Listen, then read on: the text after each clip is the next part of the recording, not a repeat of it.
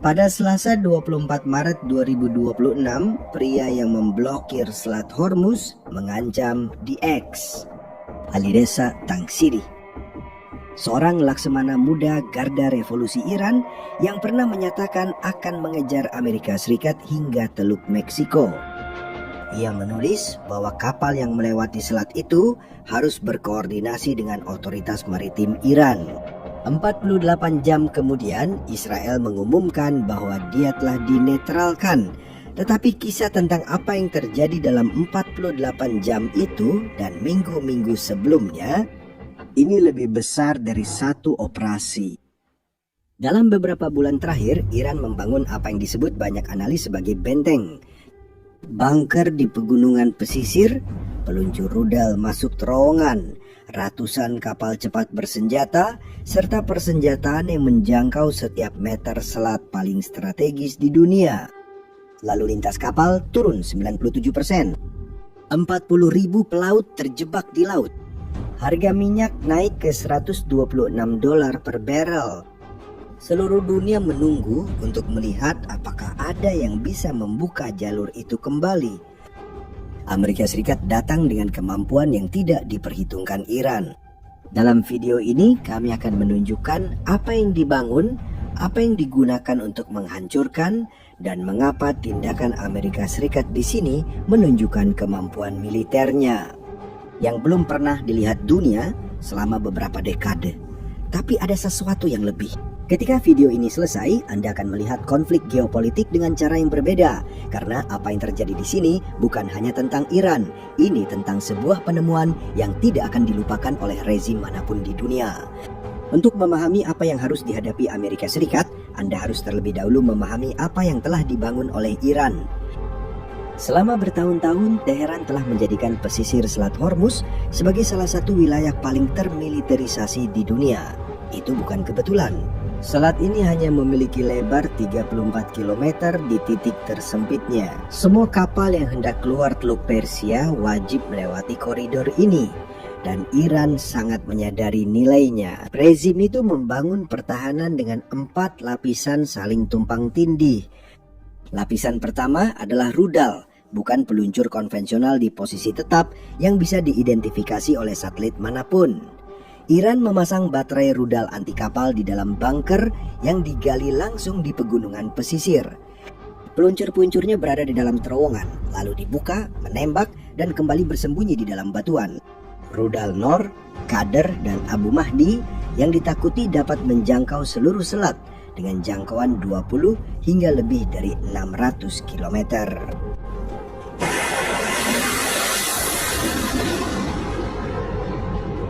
Kapal dapat diserang sebelum masuk, saat melintas, atau setelah keluar dari selat.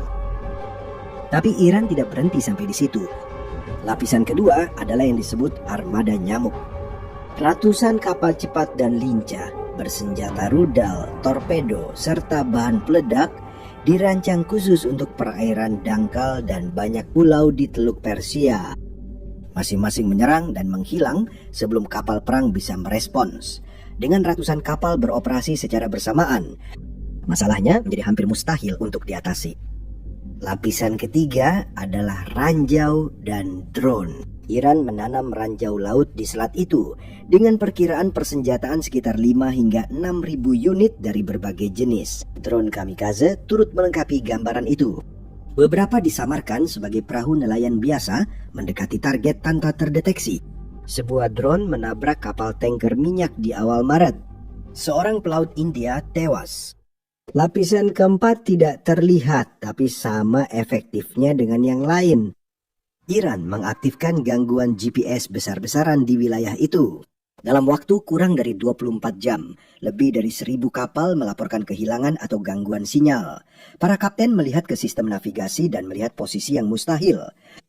Kapal-kapal ada di darat, di atas bandara, informasi yang tidak ada. Di selat selebar 34 km, berlayar tanpa GPS seperti berlayar buta.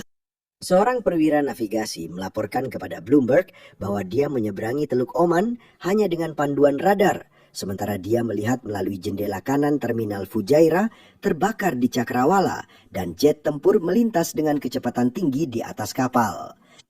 Namun Iran masih punya lapisan kelima yang tidak menembak sama sekali dan mungkin paling efektif. Coba tebak. Bukan misilnya, bukan ranjau, bukan drone. Saat konflik pecah, perusahaan asuransi maritim terbesar dunia yang menanggung 90% kapal di lautan membatalkan perlindungan risiko perang di Selat Hormuz. Tidak ada pemilik kapal di dunia yang akan mengirimkan kapal tanpa asuransi. Selat itu akhirnya menutup dengan sendirinya. Iran belajar bahwa untuk menutup koridor minyak terbesar di dunia, terkadang cukup hanya dengan menelpon ke London. Hasilnya langsung terasa. Sebelum perang, lebih dari 130 kapal melintasi selat itu setiap hari. Pada Maret 2026, jumlahnya hampir nol. Hanya 21 kapal yang melintas sepanjang bulan. Bayangkan, pelabuhan terbesar dunia ditutup, lalu dibuka kembali hanya untuk menerima satu kapal tiap 1,5 hari. Sekitar 3.200 kapal terjebak menunggu di kedua sisi. Bersama mereka hingga 40.000 pelaut. Seorang pelaut muda asal India dalam perjalanan pertamanya terjebak di kapal di lepas pantai Irak, kekurangan air, dan melihat Cakrawala diterangi kebakaran di kejauhan. Dia bilang ke pers bahwa dia tidak akan kembali melaut setelah apa yang dialaminya. Itu adalah perjalanan pertamanya dan dia hanya ingin pulang. Sementara itu dunia menanggung biayanya. Harga minyak naik dari 73 ke 126 dolar per barel. Jepang mulai memberlakukan penjatahan energi. Di SPBU Amerika Serikat, harga bensin naik 30% dalam kurang dari 3 minggu. Iran telah membangun benteng, dan mereka percaya tidak ada yang bisa menjatuhkannya. Namun, Amerika Serikat sudah menyiapkan jawabannya dan menyerang lapis demi lapis. Lapisan pertama yang harus dihancurkan adalah yang tersulit, bunker-bunker rudal. Menancurkan peluncur konvensional cukup mudah. Identifikasi posisi, luncurkan bom berpemandu, dan target hilang. Tapi peluncur milik Iran berada di dalam terowongan yang digali di batuan padat di dalam pegunungan pesisir. Bom biasa tidak bisa menembus ke dalam sana. Rudal jelajah tidak memiliki daya tembus yang cukup. Amerika Serikat butuh hal baru dan mereka sudah punya. Pada tanggal 17 Maret 2026, pembom B-1B Lancer lepas landas dari pangkalan udara RAF Fairford di Inggris. Mereka menempuh 8.500 km melintasi Atlantik dan Mediterania, mengisi bahan bakar di udara. Dan mereka menjatuhkan dalam operasi yang sudah dikonfirmasi bom GBU-72 langsung di pintu masuk bunker Iran di pesisir Selat Hormuz. GBU-72 bukanlah bom biasa, beratnya 5.000 pon, lebih dari 2 ton.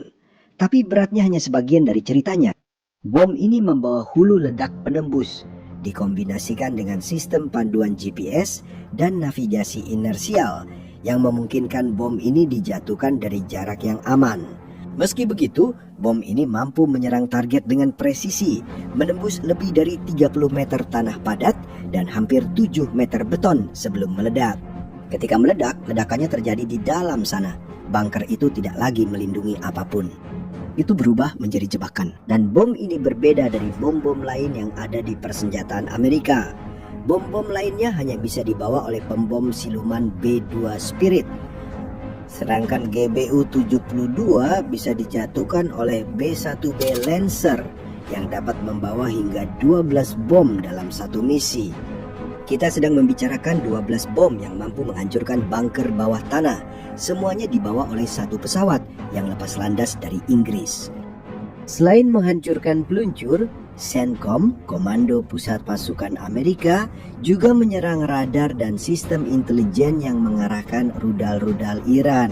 Laksamana Brad Cooper, komandan komando tersebut, mengonfirmasi, Amerika Serikat tidak hanya menghancurkan senjatanya saja. Mereka menghancurkan mata yang mengawasi kapal, otak yang menghitung lintasan, dan saraf yang mengirimkan perintah penembakan. Seluruh sistem dibuat buta. Namun, bunker-bunker itu hanya sebagian masalahnya. Kapal cepat tetap beroperasi.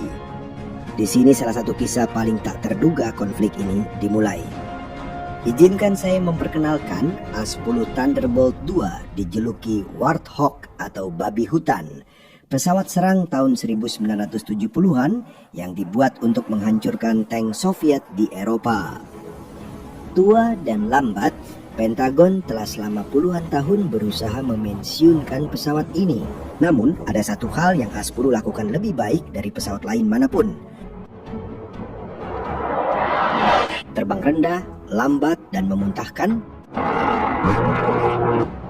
Sejumlah besar daya tembak ke sasaran-sasaran kecil yang tersebar. Sangat cocok untuk memburu ratusan kapal cepat Iran di selat selebar 34 km. Jenderal Dankane, Kepala Staf Gabungan, mengonfirmasi A-10 Warthog memburu dan menghancurkan kapal serang cepat di selat itu. Meriam Gao-8 Avenger miliknya berukuran 30 mm dan dapat menembakkan 3.900 peluru per menit, sangat menghancurkan kapal Iran.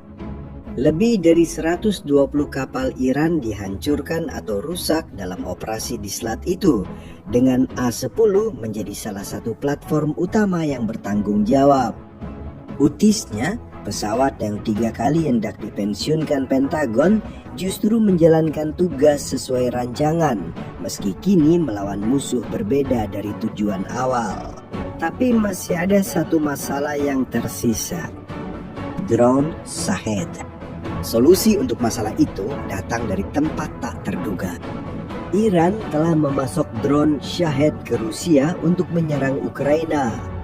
Ukraina telah menembak jatuh lebih dari 44.000 drone tersebut selama 4 tahun perang. Tidak ada seorang pun di dunia yang memiliki lebih banyak pengalaman dalam menghancurkan Shahed selain orang Ukraina.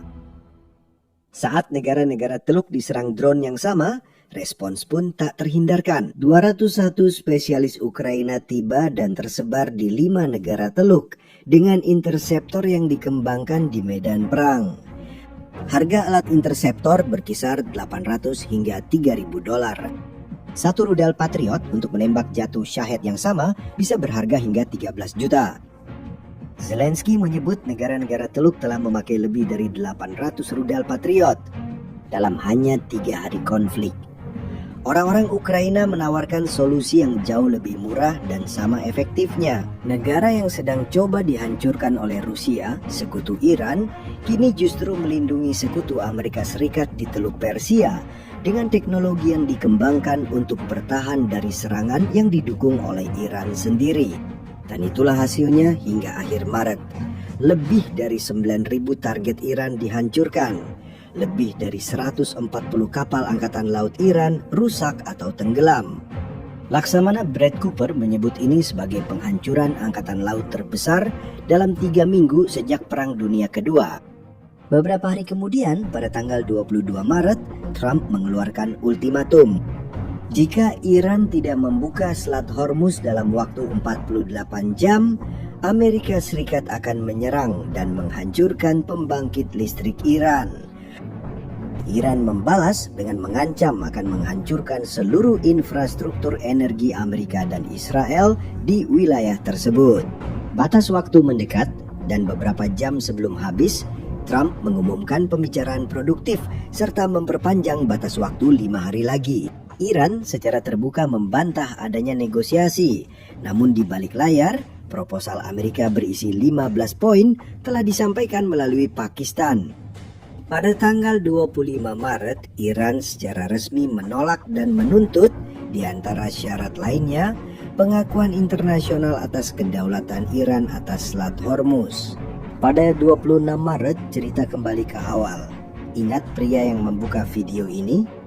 Alireza Tangsiri, laksamana muda yang telah membangun dan memimpin seluruh sistem ini, yang telah memposting ancaman di X 2 hari sebelumnya, yang telah mengatakan akan mengejar Amerika Serikat hingga ke Teluk Meksiko. Israel mengumumkan bahwa dia telah dinetralkan di Bandar Abbas, kota pelabuhan di selatan Iran, tempat seluruh blokade itu dikendalikan. Benteng itu sudah dihancurkan, begitu pula pembangunnya. Namun kisah ini belum berakhir. Iran telah kehilangan peluncur, kapal, dan komandan angkatan laut, tapi masih punya rudal, drone, serta ranjau di selat itu. Pembersihan ranjau itu, bahkan jika kerjasama penuh terwujud, yang sampai sekarang pun belum ada, akan memakan waktu berminggu-minggu hingga berbulan-bulan. Ada paralel sejarah untuk situasi ini. Pada tahun 1988, Amerika Serikat menanggapi provokasi Iran dengan operasi Praying Mantis, keterlibatan Angkatan Laut Amerika terbesar sejak Perang Dunia Kedua. Dalam kurang dari 8 jam, mereka menghancurkan platform minyak, menenggelamkan fregat dan kapal kecil. Setelah itu, Iran tetap diam di Teluk hampir 2 dekade. Pada tahun 2026, Amerika Serikat telah menghancurkan jauh lebih banyak hanya dalam 3 minggu, meski kepentingannya sangat bertolak belakang. Tak heran pernyataan kedua pihak membingungkan banyak orang. Iran mengatakan satu hal, Amerika Serikat mengatakan hal lain. Sulit mengetahui siapa yang menang, siapa yang mengalah, atau apakah benar sedang ada kesepakatan. Tapi ada satu aturan sederhana untuk menepis semua hiruk-pikuk ini. Abaikan apa yang para pemimpin katakan, perhatikan apa yang mereka lakukan. Mari kita lihat Iran. Dia mungkin masih belum membuka selat dan secara terbuka menyangkal adanya negosiasi apapun, tapi mengizinkan 8 kapal tanker lewat sebagai isyarat baik. Menteri Luar Negeri Iran mengakui bahwa pesan-pesan sedang dipertukarkan dengan Washington melalui perantara, dan Trump memperpanjang tenggat waktu selama 10 hari lagi dengan mengutip dalam kata-katanya sendiri permintaan dari pemerintah Iran. Silakan simpulkan sendiri. Sebelum video ini menutup sebuah selat tampak seperti sesuatu dari abad lain, membutuhkan armada besar, bertahun-tahun perencanaan, dan perang terbuka. Sekarang Anda tahu, cukup dengan ranjau, drone, dan keputusan perusahaan asuransi di London. Membuka kembali selat itu butuh lebih dari sekedar menang pertempuran. Itu adalah penemuan yang tak akan dilupakan oleh rezim manapun di dunia. Inilah alasan mengapa peristiwa di Hormuz sangat penting, melampaui Iran. Saya ingin tahu pendapat Anda. Menurut Anda, Iran akan mengalah dan buka selat itu? Tulis di bawah ini apa pendapat Anda tentang hal itu.